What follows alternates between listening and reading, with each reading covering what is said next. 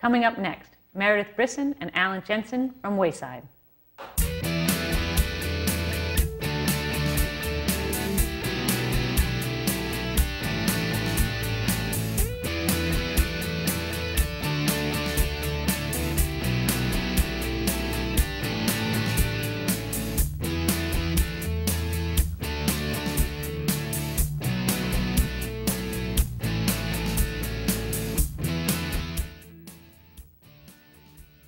Good afternoon, and welcome to Picking Up the Pieces, where we dare to persevere.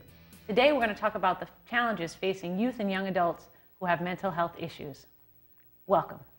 We're very excited to have Meredith Brisson and Jensen from Wayside with us today. Let's start off as we always do. Tell us about yourself, Meredith. Hi, well, I'm Meredith Brisson. I'm a clinician at Wayside Youth and Family Support Network. I also work on the Stay Together grant, which stands for Success for Transition Age Youth. I'm from Central Massachusetts. Social work is actually my second career. I was a horse trainer for many years before this. I adore animals. And I have a St. Bernard at home, and so that's a little about me. Fantastic. Welcome. We're excited to have you here. My name is Jensen. I'm a street outreach worker for Wayside. So I am actually an MSW student right now studying at Simmons. I am an avid cellist and martial artist. Fantastic. Well, we're very excited to have you both here, especially with your diverse backgrounds. It's rather fun to see where people's career journeys has taken them and how things evolve. Young adults often get stymied saying, oh, I have to pick my career right off the bat, but you don't. Lots of things and lots of interests, and you can maintain interests and jobs at the same time. So fantastic. So tell us, Meredith, a little bit about your role at Wayside. Well, I'm a clinician in the Family Works program, which is a program at Wayside that is intensive home-based services. So we help support families that are in need. I do a particular service called in-home therapy, which is under the Children's Behavioral Health Initiative, CBHI. So I go in and support families that are in some sort of crisis or need. Generally, there's a child in the family that is struggling with a mental health issue or diagnosis.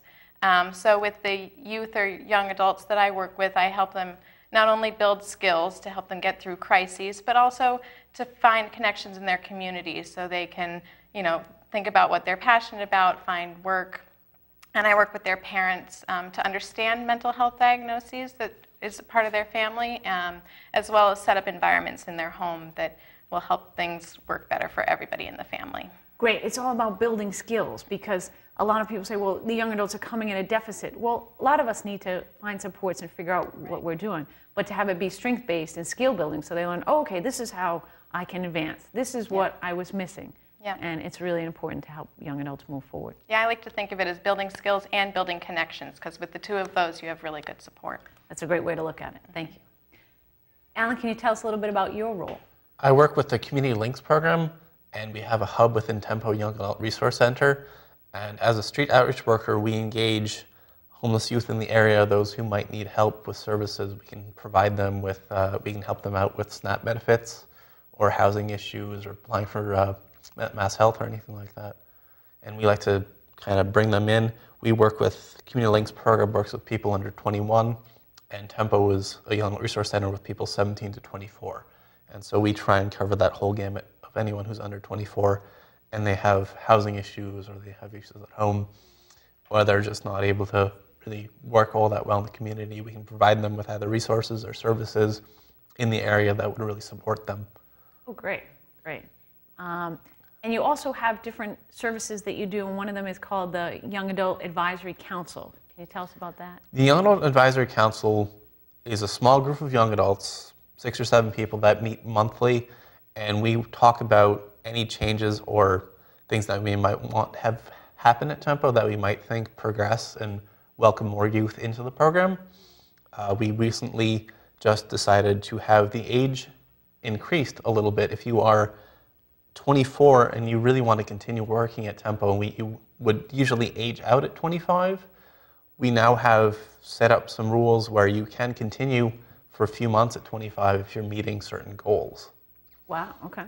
So really expanding out to cover more young adults, because they need more services as they get older, kind of throughout the transition. If they've been working with Tempo when they're 24 or 23 and they still feel like they have goals that they can accomplish, and then they can work with what's called a transition facilitator, Great. who are all the people in Tempo that kind of help them achieve those goals, then by all means they can stay on after, and that's one of the things that we do in the council. We decide that sort of thing. Oh, great. Okay. So the youth are very involved in the decision making as well. Yes. Fantastic. Because that's one of the things that we often hear on Picking Up the Pieces, that youth want choice and voice. That is, it's only consisting of youth. Wow. Our VP, Bonnie Saulnier, does sit in on this, but most of the choices, or almost all of the choices, are made by the youth themselves. Fantastic. That's a great model.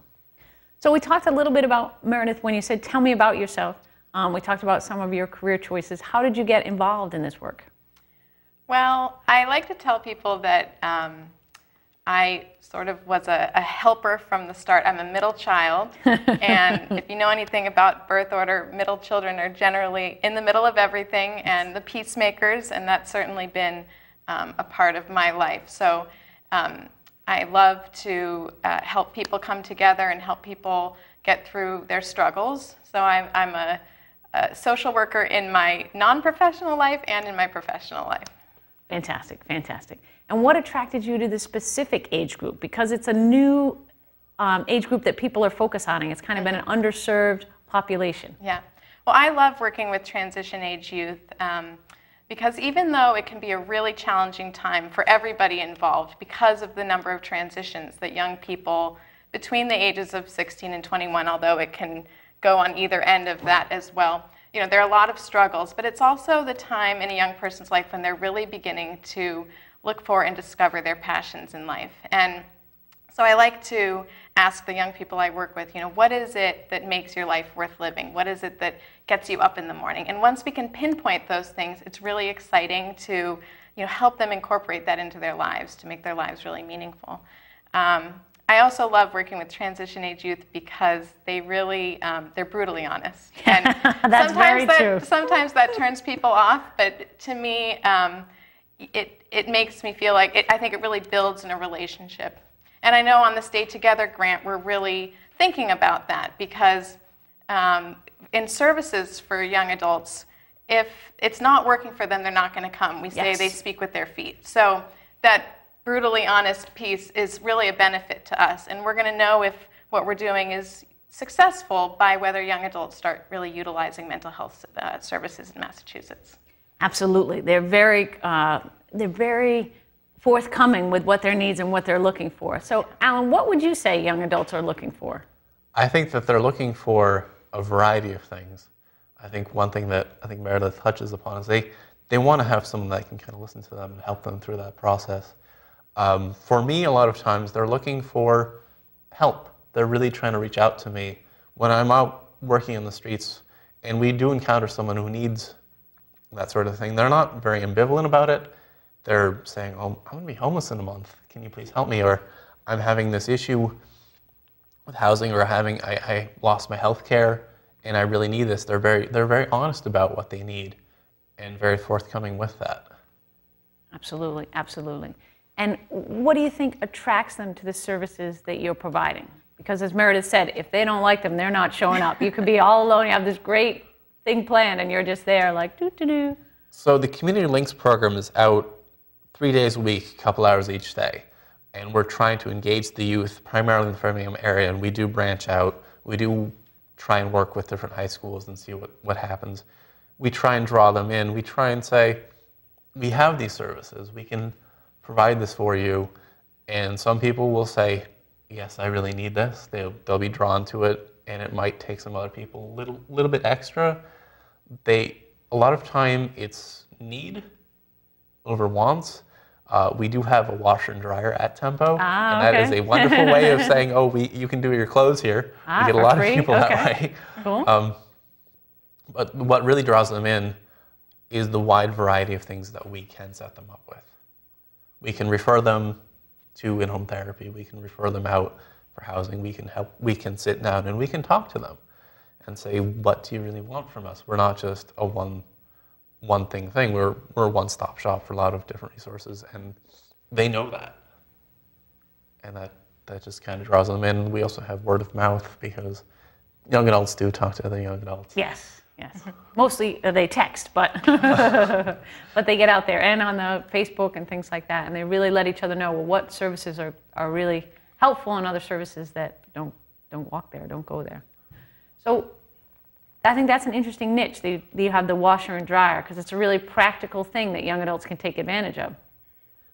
So that's a great way to get them in. What do you think prevents young adults? Because the young adults that are accessing services are very low, the numbers are low. What's preventing them? There are quite a few things that do prevent young adults from getting services or receiving any sort of help.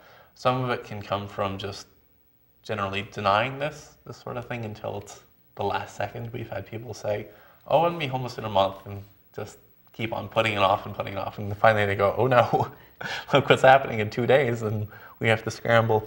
Part of it might be the age group, the age range, and when we're out in the street, we say, you know, this is what we can offer you, and they say, oh, I'm 24, I'm going to be 25 in a couple months, so I don't want this. That's one thing that we do have happen. They may have been in denial. They may just say, I don't need this right now. They may be working very well currently, and they might just say, I don't need this, I have the job, I have the health insurance, I can pay for this, and then something happens, and that's when they can come back to us. It's just a matter of getting them through the door. Right. And we serve the Metro West area, and that's a lot of towns, that's a lot of places where we can't access or talk to them about that, so we hope word of mouth, but it's very difficult just to get them through the door sometimes just because they don't know what's available. Right, and there's a lot of stigma associated too. Yes. A lot of young adults are not excited to have a label. And the way we view labels is we label jars, not people, but we need to find out, well, what are the supports they need, and helping them kind of see it like that. Well, we're here to support you, not here to label you. We try most certainly not to label anyone. We treat everyone who comes in our door just the same. We don't say, oh, this person is Joe, he's homeless. It's right. Joe and he lives over here and he needs this help. It's, you want to drop in, you want to check your Facebook account, and that's all you want to do?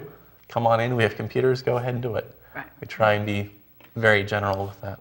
Great, so very welcoming, whatever the person needs, and they might just want some to be there, might just want to do their laundry and go, they might just want to check their computer and go, but then as they're there, you let them know, if you would like these other services, they're more than available to you. Or if you want to sit down and chat with someone, that's available too. Fantastic, fantastic. Now you're both involved in the Stay Together grant, which Meredith mentioned earlier is the Success for Transition Age Youth. And it's very related to young adults in transition, youth and young adults. Could you define what the grant is? Could you explain it to us a little bit, Alan? So very briefly, the grant is a one-year grant we got from SAMHSA. The focus is for those youth 16 to 21, as Meredith did say. We're trying to increase services or the access to services for that age group.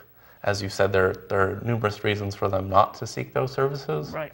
And we're trying to isolate what those reasons are so we can really increase the amount of services, the amount of help they can get.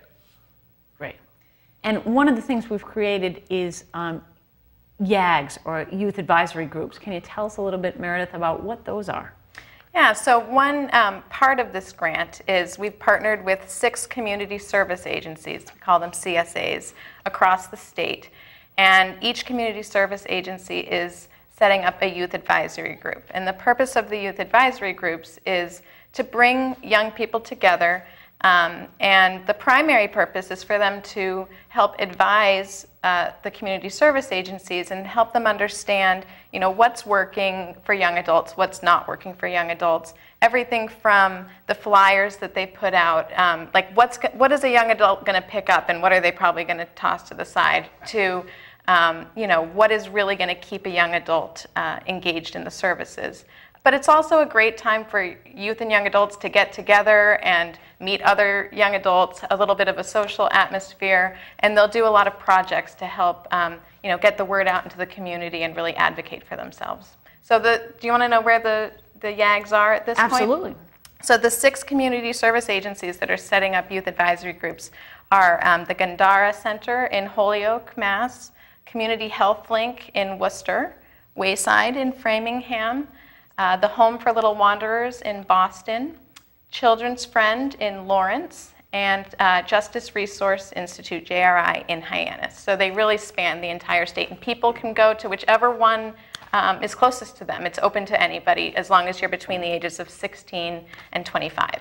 Fantastic. And we recently had on a gentleman from the Home for Little Wanderers, Peter Evers, and a young man named Lewis, and he talked about how much the services had helped him. He had had a mentor and was able to put his life back together after some very challenging events, and how much the mentor, and he really stole the show because he talked about how much those services had meant to him and helped him move forward. And I was starting college in the fall, so it's a very exciting process. Yeah. So it's really neat to partner with all these different locations and get a real sense of what's happening in the state and listening to the young adults. Yeah. And I should mention, we're partnering with 2 agencies who are helping us set those youth advisory groups up. So we have Youth Move and PAL in Worcester and the Transformation Center in Boston. And they're really spearheading getting these groups up and running. Fantastic. And we've had many members of Youth Move and PAL, which is the Parent Professional Advocacy League, and also the Transformation Center. So we've had different people. And if people have missed any of those shows, you can certainly go check us out at www.youtube.com/employment4all. So if people are curious and want to hear a little bit more, we've had on different people to tell their stories about many people from Youth Move, many young adults in recovery, and also some parents who are helping young adults in recovery, and then some different service providers. So there's a lot of resources. Sometimes we forget to mention that on the show, that you can see past shows on YouTube, which is a fantastic thing. We also just put together a video about the grant. It's a small 8-minute video, so people can check that out too, so it's really important. So if we think about a young adult that wanted to get involved with the grant, what would be the first step that they would do? Well, I think the first step would be probably contacting one of those 2 agencies that I just said. So PAL, PPAL, Youth Move in Worcester, or the Transformation Center. Because not only do they have a connection to the grant, but they also have great resources for young adults, a lot of support services, and any number of ways that young adults can get involved in the community and in their own recovery. Great. And also you can join any one of those youth advisory groups. We'd love to have more people come and get involved. Great, so the young advisory groups are open to anyone who wants to have their voice heard and be able to really develop the services, because this whole grant is designed to figure out what services do young adults really want. Right. Because you may think, oh, I know what young adults want, but it's very different than what they're looking for. Now, if we think about young adults in recovery, Alan, what kind of advice would you give someone who's just beginning kind of on their recovery journey? What would you? I would definitely say to seek those services, to open yourself up. I think if you're in that age group, that brutal honesty will add a lot. It'll add a lot of understanding, a lot of compassion, and to be able to acknowledge that you have this issue. Don't think about the stigma. Think about what you can get out of it. Think about what you can have. What I know a lot of people that I work with. Oh, there's no light at the end of the tunnel. Just to let them know that there is. When you're beginning those services, it may not look that well right now, but those few months, years down the line, it's there, and those services that you were thinking about can really help you out a lot. So really take the action. If you're sitting on the couch or you're you're not sure what to do, is really to just try it and just see what is out there. Open up and see what you can experience. And really to network with other young adults to see. Tempo is a wonderful hub for this sort of thing, because you're not forced to be there. You can come and go as you please, and you can meet other people that might say, this might work for you, this might not, but at least open up and talk to someone about it. Great. So really just kind of be open, see what's there, come in and check us out. There's no obligation, which is fantastic. Not a lot of services are like that. You can literally just drop in. There are certain hours. We are 9 to 5, Monday through Friday, and on Mondays and Wednesdays, we're actually there till 8 p.m. Well, that's great to know. So you've got some extended hours on different days. Great. And so Meredith, what would you think about, if kind of a similar question, if a young adult's just beginning on their recovery and they're thinking about getting involved, but they're not sure, what would be a way for them to get involved? Well, I think if you were to contact, if you think you need help in terms of some mental health services, you can contact Wayside. There are a number of different programs at Wayside, mostly in the Boston and metro suburban area. So we'll give you the contact information for Wayside. The website is www.waysideyouth.org. Great. And there's contact information on there, and you can call and just get information. There's no obligation to accept services, but there's a lot out there for youth and young adults in Massachusetts. And so I would say just arm yourself with information. Get as much information about what's available to you as possible. Great. No, that's wonderful. And if someone was interested in the grant, if they wanted to get involved in that way, they weren't necessarily needing services or deciding they want service at this point, but they're like, wow, I have a lot to say. I can tell you what's wrong or what needs to be changed or what you need to add. What are some of the places that they could learn more about the grant? Yeah, well, we definitely are looking for enthusiastic young people to be a part of the grant, and there's a lot of different opportunities. So if you have an interest, we'll find a way to fit you in. If you want to learn more about the grant itself, if you're into Facebook, we have a Facebook page. So if you go to Stay Together Grant, you'll get information there. You can also email me. I'm a point person on the grant. Great. And so my email is meredith.brisson@state.ma.us. Great, great. So that's a wonderful thing to know. Alan, if they were interested in some of the services that you talked about or wanted to get connected to some of the youth advisory services and things like that? If they need anything, if they just want to give a phone call to see what it's about, if they want to just drop in to see a tour of the facility of Tempo, you can give them a call, 508-879-1424, or you can just walk in, 68 Henry Street in Framingham. We're there again 9 to 5 until 8 on Mondays and Wednesdays. You can also email me, Alan_Jensen@waysideyouth.org, and I would be more than happy to answer any questions that anyone would have.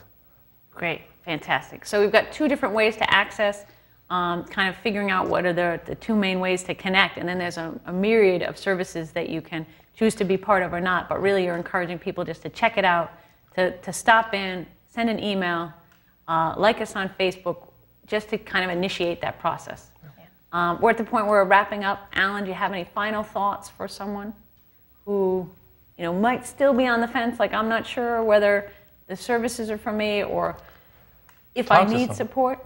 Talk to someone. I think peers can be a wonderful support system. I think that's one of the things that really is a strong point with them. They have the connection with other people, and they can talk it through and say, hey, I was here, you might just want to check this out.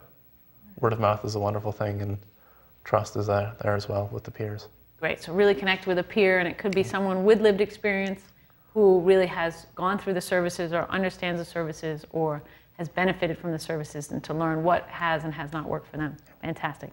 Meredith, any final thoughts for someone who is kind of on the fence wondering, should I connect? Yeah, I would say, the transition years are exciting, but it's also a really risky time, and without the right supports, you're at the risk of being really overwhelmed by some of the challenges, employment, housing, general wellness. So, it's not only your parents that can help you in that there are a lot of people in the community that have resources and want to help you access them. So reach out, and there's somebody that's going to be able to help you get your needs met. Fantastic. I think those are two great points to end on. Meredith Brisson, Alan Jensen, thank you very much from Wayside for being with us today, really giving us a lot of tremendously valuable information. And I'd like to say thank you to our viewers for once again tuning in to Picking Up the Pieces, where we dare to persevere and help youth and young adults really reach their full potential. We'd like you to look out for that person who might just be in need of that extra support. And we believe that everyone can be successful with the right support, so you might just be the person to help them reach that new level of success. We'd also like to thank the Department of Mental Health for supporting Picking Up the Pieces and being a wonderful support system for our show. This is Kim Bissett saying thank you very much, stay cool, and have a wonderful afternoon.